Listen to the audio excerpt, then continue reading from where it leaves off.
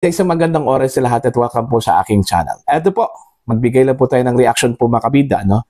Dito ho sa article po ng The Daily Tribune, ano, mga kabida. Patungkol po ito sa plano po ng House of Representatives, ano po, na isomon po itong si Congressman Zaldico, ano, ng Ako Bicol Party List po mga kabida, ano po.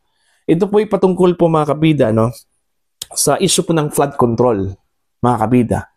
Ang dami hong tumaas ang kilay po dito, ano, sa gagawin po ng House of Representatives po mga kabida. No? And dami hong bumatikos po dito sa plano hong mag-imbestiga ito pong House. Ano? E paano po sila mag-imbestiga po mga kabida? Iimbestigahan po nila yung kanilang kasamahan. Ano? Ang sabi ng ilan what a joke. Eto, babasahin ko lang po. Ito pong article po ng The Daily Tribune. Ano? House panel willing to summon Elizalde Co, other Solons in flood control probe. Eto po. House Tri-Committee poised to launch a high-stakes probe into the alleged anomalies and corruption in the multi-billion pesos flood control projects confirmed Thursday that lawmakers accused of involvement of the fraudulent scheme will be summoned. This includes, among others, Ako Bicol Representative Elizalde Co, former chairperson of its powerful House Committee on Appropriations, who co-funded one of the construction firms that has bagged high-value contracts with the government, as recently exposed by no less than President Marcos Jr. Yes, if his name is part of anomalous deals relating to the infrastructure and flood control projects, said Bicol Saro Rep. Terry Ridon in response to a query whether to invite Co to the congressional investigation. They will be asked to sit before the Tri-Committee and explain themselves, he added, referring to unnamed legislators being linked in the scandal. The House Tri-Committee, composing Redon's led the Public Accounts, Public Works, and Good Government and Public Accountability will be formed to look into the reports that the government's flood control projects with a price tag of a whopping 545.64 billion pesos are marred by irregularities, including corruption, the use of substandard materials, as well as ghosts and incomplete projects. The investigation follows Marcos' pronouncement in his fourth State of the Nation address in late July to crack down on corruption in the flood control projects and go after erring contractors and crooks in Congress found to be in cohorts with the construction firms. Ayan. Yun yung article po mga kabida, no, ng The Daily Tribune. Okay? Ipapatawag daw nila ito kong si Congressman Zaldico at yung iba pang mga na-link dito ho sa controversial na flood control project sa mess, mga kabida. Do you think magiging credible yung investigasyon po ng House dito, mga kabida? Ini-insist kasi nila gusto po silang mag-imbestiga ho dito. Marami naman pong mga mababatas po, mga kabida, na ayaw ho na kukunin po ng House yung help po mga kabida na mag-imbestiga ho dito. Isa na po dyan, ito hong si House Majority Leader Sandro Marcos. Ayaw po ni Majority Leader Sandro Marcos po mga kabida na mag-imbestiga ito pong House. Kasi unang-una po, yung tanong ko po mga kabida, kung meron bang kredibilidad ito pong House of Representatives. Mantakin nyo, iimbestigahan po nila yung kanilang kasamahan. Mga kabida? Napakalaking kalukuhan po yon. Okay? Paano yan? And do you think maging transparent ito pong House dito, mga kabida? Sino bang pinagluloko po ng House of Representatives po? Yung kanilang sarili po ang iimbestigahan po nila, mga kabida. Okay lang po sana kung ibang institution po.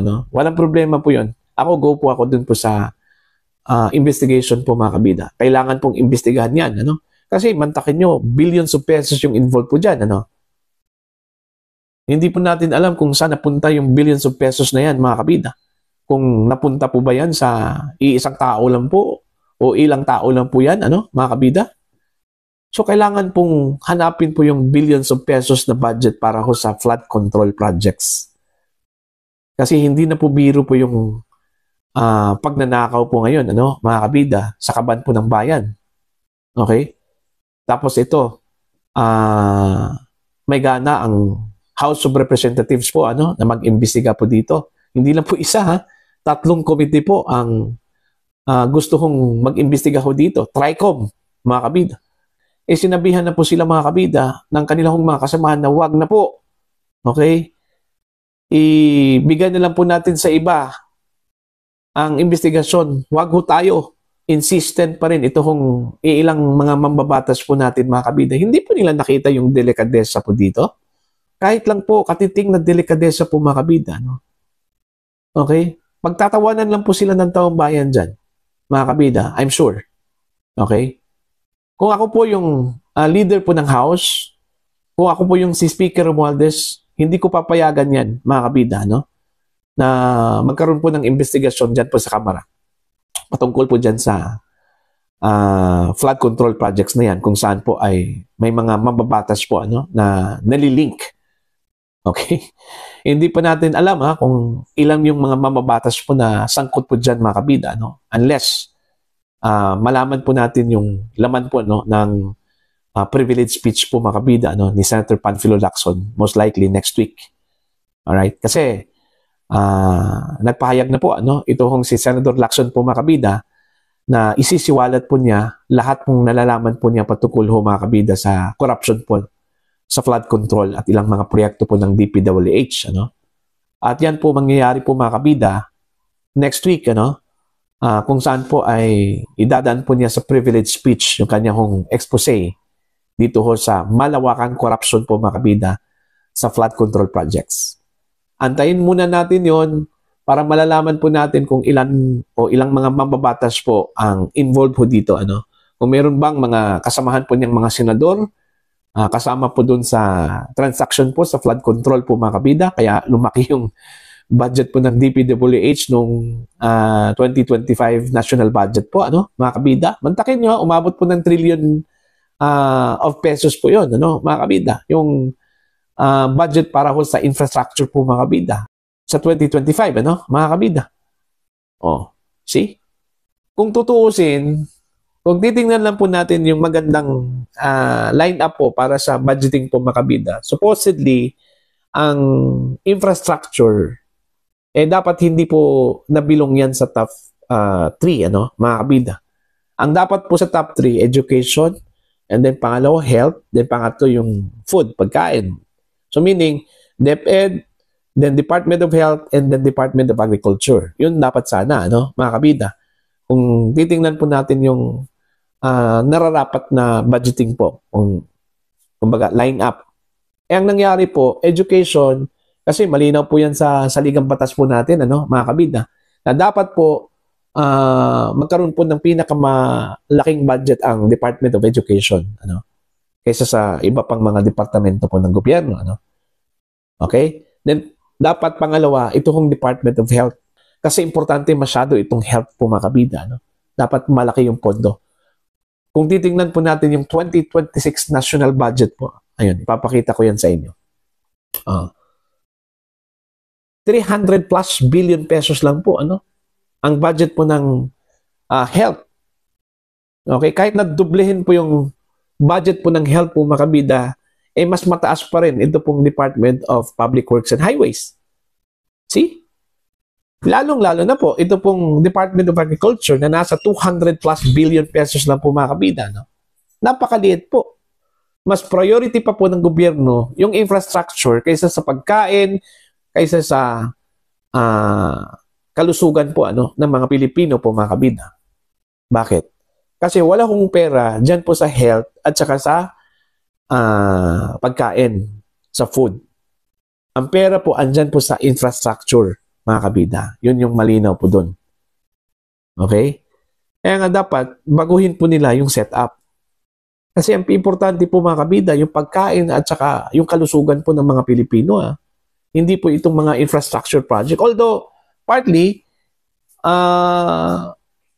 importante Kasi yun yung nagpapaandar po sa ekonomiya po natin, ano, mga kabida. Pero mantakin nyo, mas inuuna pa po yung infrastructure projects kaysa dito ho sa pagkain at saka kalusugan po ng mga Pilipino, ano. Diba? So, yun tuloy nangyari, mga kabida. Kinurakot po. Ay, nako. So, para po sa inyo, anong tingin po niyo dito, ano? Maganda ba yung ideya ng House of Representatives ang mag-iimbestiga dito ho sa very controversial po na flood control projects po, mga kabida, kung saan po ay ilan po sa kanila po mga kasamahan po, mga kabida, sangkot dito, ano? Nalilink yung kanilang mga pangalan po, mga kabida, ano po.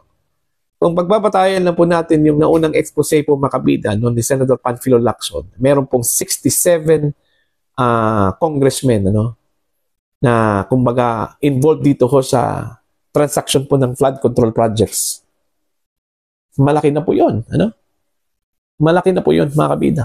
May nabasa nga akong mga pangalan po ng mga sikat na mga mababatas na naging kontraktor po, ano, mga kabida. I think nasa 12 ata yun, 12 congressmen at the same time, contractors.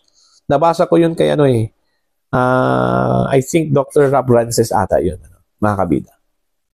So, see? Ilan ba yung mga mababatas po, mga kabida, na lumobo yung kanila pong pera, yung kanila pong wealth, yung yaman po nila, mga kabida, ano? Okay? May nakita din ako, ano, ng mga mababatas na lumobo yung kanila pong yaman, ano? Mantakin nyo, sa loob lang po ng 3 taon po ng kanilang term bilang mababatas po, mga kabida, mula sa hundreds of millions yung kanila pong yaman, naging billions na po. In just 3 years, okay, ng kanila pong termino bilang mababatas po, mga kabida. Matakin nyo, yumaman po ng ganun na kalaki, ano? After 3 years, mga kabida, ganun pala yung magpayaman po. Kailangan ka maging mababatas po para yumaman po, mga kabida, ano po, no? So, yun po, ano, para sa akin, hindi po maganda na ang House of Representatives po ang mag-iimbestiga ho dito.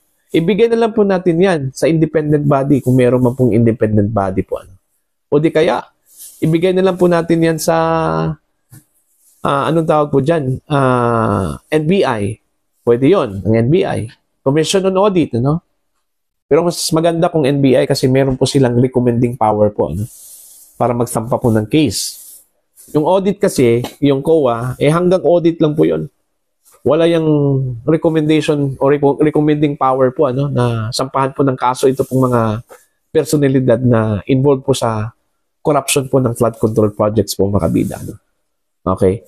Kahit na po Senado, ayaw ko pong mag-imbestiga, ano? Kasi may mga mababatas din, mga kabida, sa upper chamber na sinasabi pong nagkapera daw, mga kabida, sa budget po ng DPWH, ano po, no?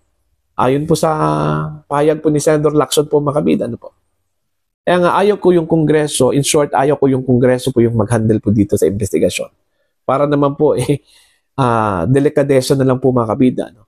Okay? Para hindi po makulayan yung magiging investigasyon. Okay? Hayaan na lang po natin yung mga tamang ahensya po ng gobyerno. Gaya ng sinabi ko po kanina, mga kabida, yung NBI, ano, COA, na mag-imbestiga ho dito, ano po. O di kaya mag-create po ng body, special body po itong si Pangulong Marcos. Meron ng suggestion po itong si Mero Magalong po, ano, na gusto po niya ang isang independent body, ano. In fact, nag-volunteer po ito, mga kabida, na siya yung manguna po sa investigasyon po. Pero tinanggihan po ng Pangulong Ferdinand Bongbong Marcos. Sali po, sinabi po ng Malacanang na kung meron pong mga ebidensya ito kung si Magalong, okay, isasubmit na lang po niya doon po sa Pangulo, ano? So, hindi talaga maganda pakinggan at tingnan po, mga kabida, na ang House of Representatives ang mangunguna ho dito sa investigasyon po sa flood control, ano? Kung saan po ilan sa kanila pong mga kasamahan ay na-link po, mga kabida, yung kanilang mga pangalan po, ano? Okay? Para po sa inyo, ano po ang inyong opinion at pananaw ho dito, mga kabida? Please comment down. Sa mga hindi pa po subscriber sa aking channel, please subscribe. Just click the subscribe button, click the notification bell, click all para updated po kayo, mga kabida, sa aking mga uploads. Maraming salamat po sa inyo lahat.